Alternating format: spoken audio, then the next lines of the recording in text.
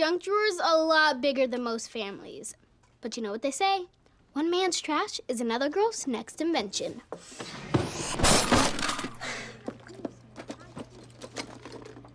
Sweet! This will work perfect for that snow machine I want to build. You are not building a snow machine. If you want to remember winter, go stand in front of the freezer. Staring at frozen taquitos? Not as fun. Why do you think I want to build a snow machine? Hey! It's the gift certificate my parents gave us to that bed and breakfast. Oh, yeah. Oh, right by the sea. So romantic.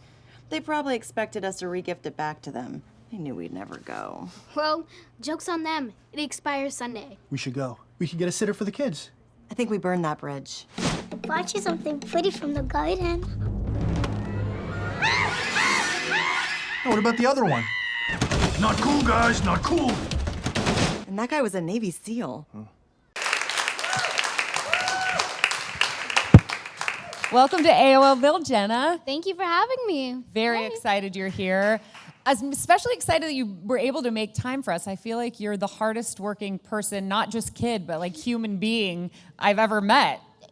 You could say that. I mean, You're starring in your own TV show. You have a recurring role on Jane the Virgin. You're also starring in the Rockettes' New York Spectacular at Radio City Music Hall. Mm-hmm. You've got a cartoon that you're working on. Yeah, Elena Vavlor. And you are, I assume, still in school. You're 13 years old, right? Well, right now I'm on summer break, so... Oh, so not as busy not as you right were now. a couple months ago. A couple months ago. Might have been a different story. But. Well, I want to talk about all that you're working on. I got to see the Radio City New York Spectacular, the Rockettes New York City Spectacular at Radio City Music Hall on Sunday, and it is such a delight. Oh, well, thank you. I'm so glad you like it. Yeah, it's fantastic. So you play Emily, a teenager who's visiting New York City with her family, including her little brother, Jacob. Mm-hmm. Can you give a little rundown of the plot for those who haven't seen it yet? In the New York Spectacular, my brother and I get separated from our parents on the subway.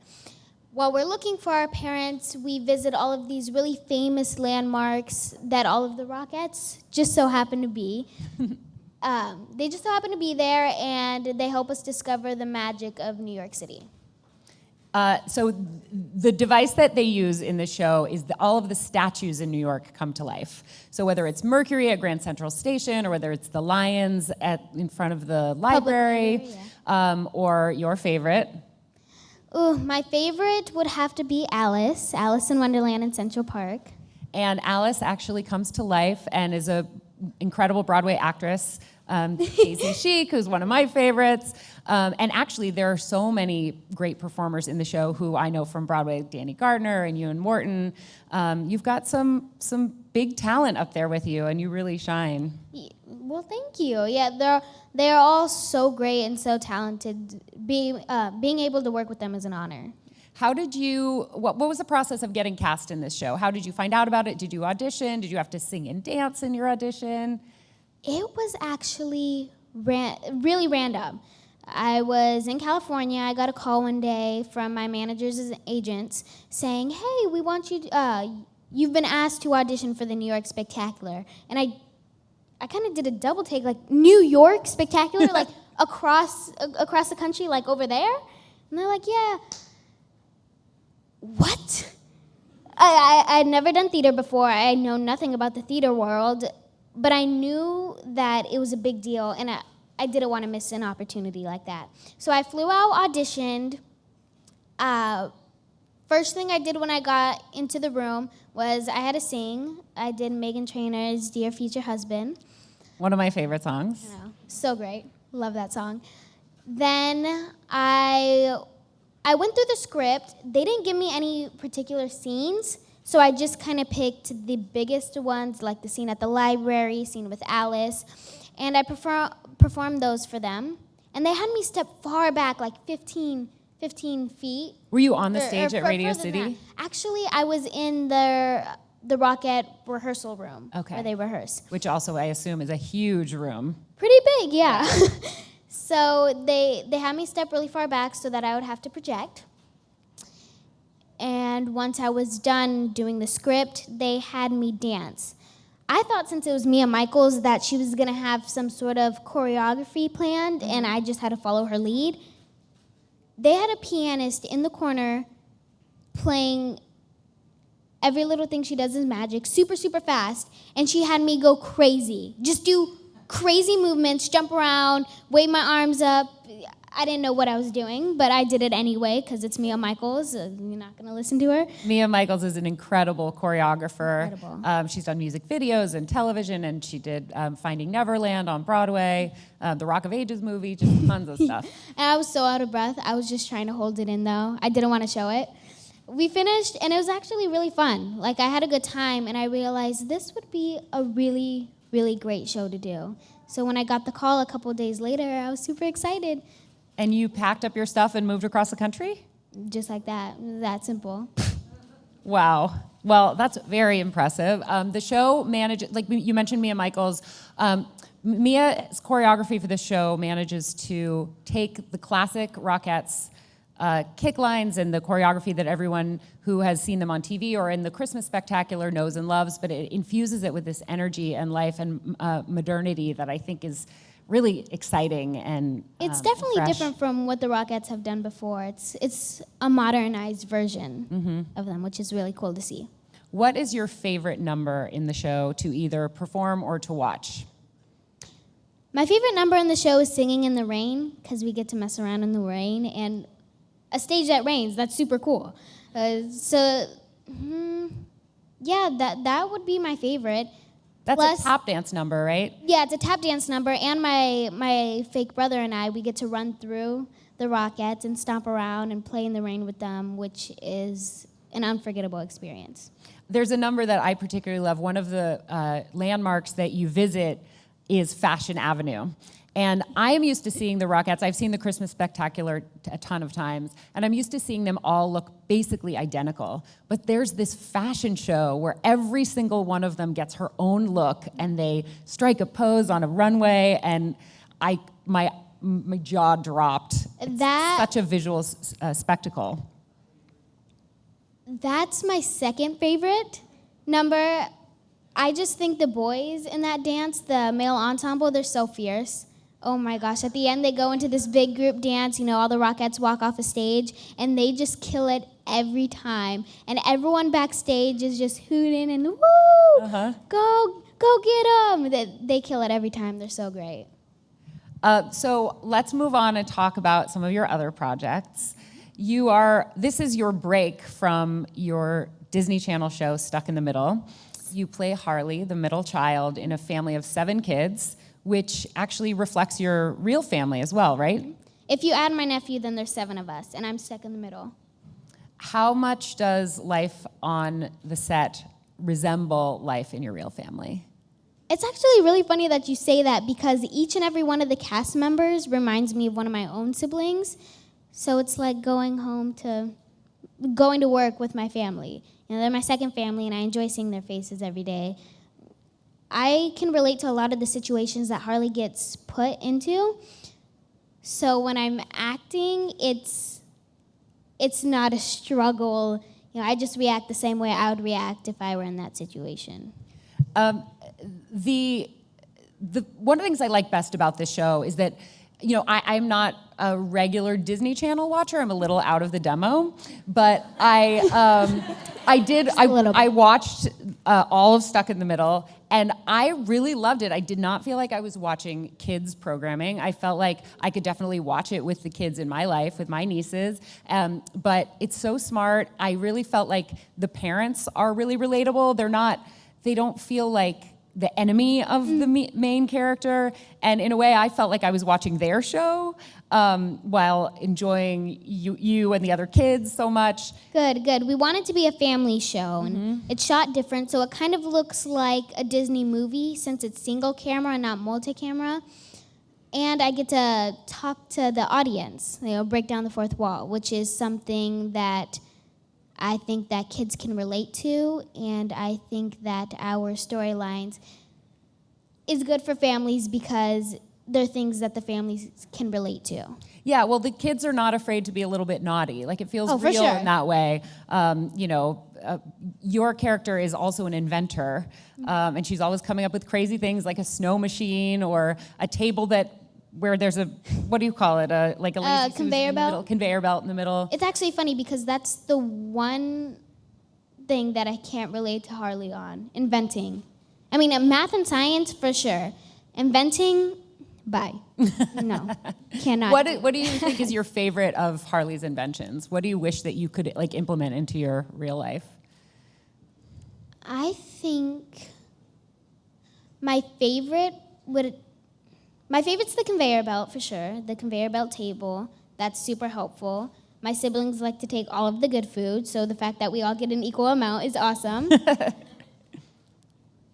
I think it would be really cool if Harley invented a homework machine though, because 6 to 7 hours of school every day is not fun, so why take it home and do 4 more hours? That's all. You're getting some applause for that idea. Well, speaking of doing your homework, I know you were telling me backstage that you have gone to some theater while you're in town because you like to study the acting. Mm-hmm. That's your own version of homework for the career that you want to have, wouldn't you say? Yeah, I don't watch a lot of TV and movies and things nowadays because, I'm at work Monday through Friday. But when I do watch, I kind of watch more of the dramas because I feel that I can learn from them more. And I like watching all these big actors and actresses because when I'm older, I would like to get more into the drama department. So I feel that if I watch enough that I could learn and take tips from what I'm watching. What have you seen recently that really inspired you? I watched Eclipsed, which I know is pretty dramatic. I figured that out during intermission.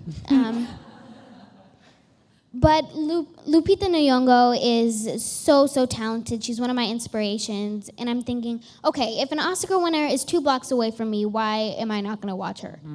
I want to win an Oscar one day. So to watch her live is super cool, super inspiring. I heard that you're interested in directing as well as in continuing to act. Yeah, I want to get into directing, producing, writing, mainly because as a 13-year-old actress, a lot of the times you can't control what goes on screen. So if I feel uncomfortable with saying a line a certain way, a lot of the times you have to do it because that's what the producer or director envisioned for, the line.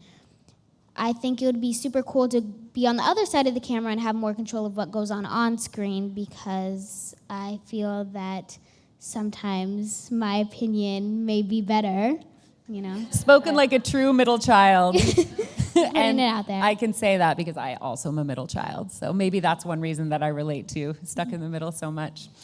You're also voicing Princess Isabel in Elena of Avalor. Is she the first Latina Disney princess? She is the first Disney Latina princess, which is something that I'm super proud of. I'm glad that little girls that look like me finally have a Disney princess that they can relate to because when I was younger, I didn't. And it got to the point where I even asked my mom, hey mom, for my 4th birthday, can I dye my hair blonde so I look like Cinderella? She said no. Just putting that out there, but it was kind of upsetting. Yeah, I bet. Well, that was one of the things I loved when Cinderella came to Broadway.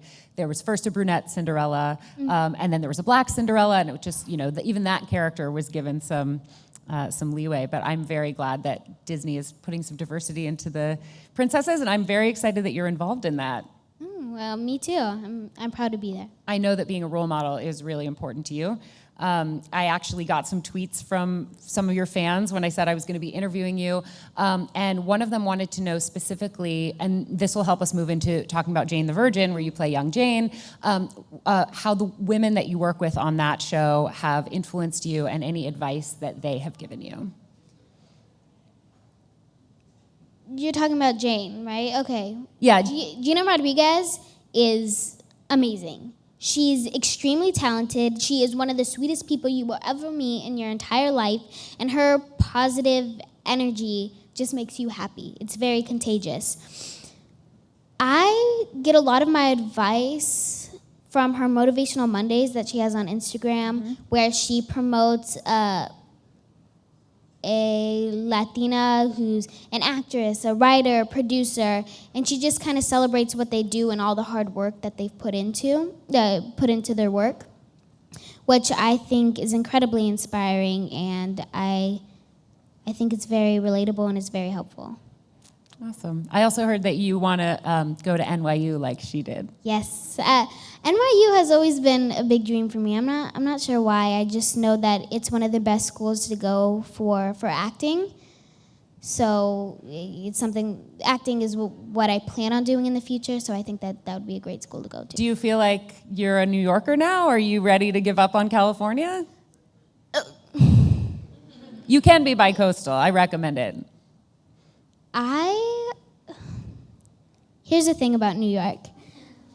It's just very crowded, and I live in the desert in California, and there's only old people who are like retired there. So New York is definitely a big jump, but I like it so far. I don't know. I think I might maybe switching back and forth. We'll see where the future takes me. Yeah, cool. One of the things about going back to the Radio City, I always get it wrong. I'm going to say it right. It's the Rockettes New York Spectacular. New York Spectacular starring the Radio City Rockettes. Okay, I'm going to try that again. The New York Spectacular starring the Radio City Rockettes. Yes. Yes. So the whole plot is about two kids who get lost in New York. And as someone, like, I don't have kids, but I have two nieces, and if they got lost in New York, all I could think about during the show was like the panic that the parents must feel. And I'm like, if you get lost in New York, don't go to Central Park and Wall Street and the library and the Met. Like, I'll go to do those things with you, but please just stay where you are. I freak out when I can't find my mom for 30 seconds in the grocery store. Right. I don't know what I would do in this big old city called New York. At least in your version, there were these magical statues that came to life to help guide you on your way. If only that was reality. Did you do any research for this show by going to all of the places? Like, have you been to the Met and the Statue of Liberty and Wall Street? The places that I haven't been are the Met, haven't been to Empire State Building. All the other places I have visited, but it's been a quick drive-by, or I haven't really gotten the opportunity to absorb all the information that they have, all the touristy things. But I plan on doing that eventually. When I go on stage, it feels like I'm visiting all these places, but then you walk off stage and there's all these ropes and wires and men carrying around giant objects. So it's a little different, but... Well, when you actually go down to Wall Street, see the statue of the bull, it will not start talking to you, nor will it ask you for money like it does in the show. I actually drove by that statue, but I couldn't even see the full statue because there are so many tourists surrounding it. Right. So... Yeah, and there's definitely some suspension of disbelief in the show, like the idea that you can just show up at the Empire State Building and go right up to the top without standing in line. Yeah, for sure. But I allow the dramatic license. Mm-hmm. Very fun. Have you tried any high kicks like the Rockettes? Have they taught you any of their moves? They have taught us some of our moves. At one point, we are in the Met, and the Rockettes do an Egyptian dance. So they taught us the belly dance that they do in that. They taught us all the tips on doing their kicks. Turns out when they have their hands back, they're not actually touching each other's backs. It's just kind of there. So, oh, wow. Yeah, I guess they have to focus more on their core than, pulling each other down. So that's been cool.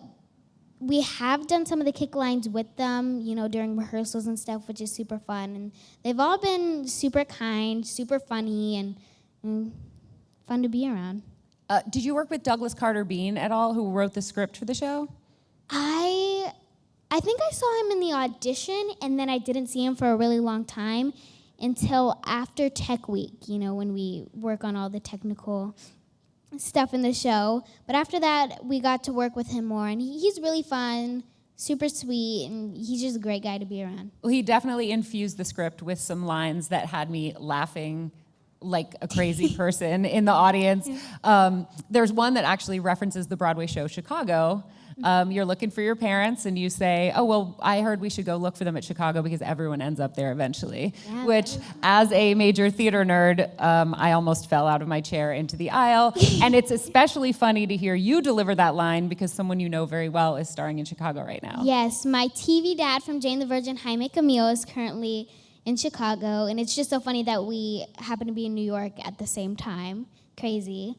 I've seen that show twice. Love it. Love him. He does great. You all should go check it out. Him as Billy Flynn.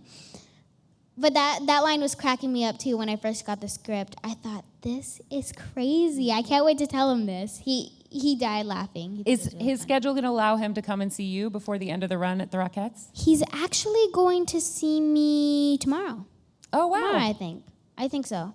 I don't know, something. He wants to take his family, which is super cool. Well, it is definitely a show for families. I think anyone who has seen the Rockettes at Christmas time, who misses them the rest of the year, will get exactly what they want from this show. It has enough in common with the Christmas Spectacular that it scratches that itch, but it's also different enough so that it feels really fresh and new. It's specific to summer, and I'm so happy to have another opportunity to see the Rockettes without having to wait until wintertime. Yeah, for sure. The show runs through the end of the summer, right? We just have a few more weeks to see it. Yes, the end of the run is August 7th. I'm actually going to be leaving earlier on July 25th, just because I have to be back in LA to shoot the second season of Stuck in the Middle, which I'm super excited for. But yeah, that's what it ends. Okay, great. Limited 8-week only run, started June 15th. So you only have a few weeks left to see Jenna. How do you feel about taking a couple questions from the audience? I'm putting down. you on the spot. Let's do All it. right. Hey, girl. Hey. Okay. I know it's early and everything, but when you have your Sweet 16, what is your theme going to be? My theme? I'm more down for pizza and Netflix, if that's okay. Just invite a bunch of friends over, if I can do that. Best Sweet 16 theme ever, if you ask me. That's a theme. Yeah, probably that. Hi, thanks for being here. I was wondering, who is your celebrity crush? Oof. I remember for a long time it was Romeo Beckham. He was only 26 days older than me, so I figured same age. Why are you talking in the past tense? Are you over it? I'm kind of over it now. I don't know what I'm into now. Now boys are just boys. Gross.